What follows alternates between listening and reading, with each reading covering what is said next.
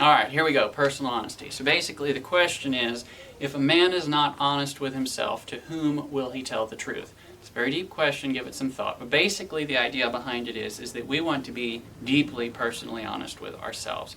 It is understandable to lie to another human being. It is understandable as a human if you were to try to lie to God. Don't do it, it's a bad idea, and you won't fool him. But it's understandable. However, it doesn't make any sense to lie to yourself or to not be fair with yourself. Let me give you an example of something that's likely to come up in this presentation series. I'm going to be talking about a lot of different things regarding sex and sexuality, and something I'm going to say is probably going to cross your feelings or ideas regarding it.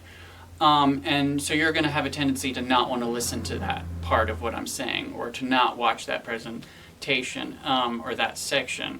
And this is a mistake, and because it's not being honest with yourself. See, I don't want to say there's only two sides to every story, but just for the sake of example, there's two sides of the story. There's going to be your idea of what you think, and then there's going to, about, married sexuality, and then there's going to be my idea of what I think.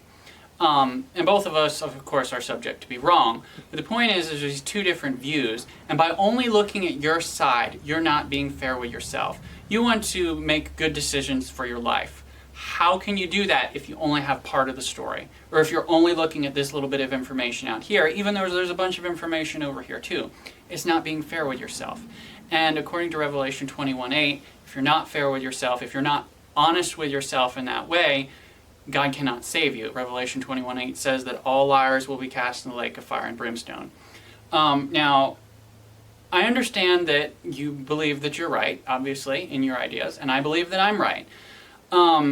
And there's nothing wrong with that. However, what the tendency is going to be, and this is what people do, is the reason they want to shut me out, or whoever it is, or whatever it is because they're trying to shut out the voice of Satan. But in doing this, they actually risk shutting out God's voice too, which is extremely dangerous. So if you're not honest with yourself, one, you're a liar and God can't save you. Two, you risk shutting out his voice, which means that he can't help you. So we need to be personally honest with ourselves. I want to point out, however, that being personally honest with yourself will not prevent you from making mistakes.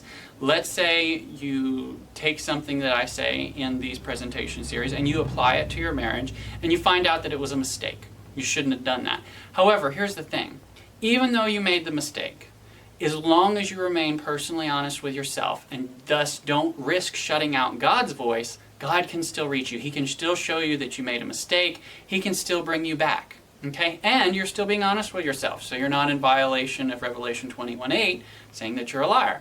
So you can be clean in this way. And this is the only way to be fair with yourself. It's the only way you can be real with yourself and thus be real with each other and real with God.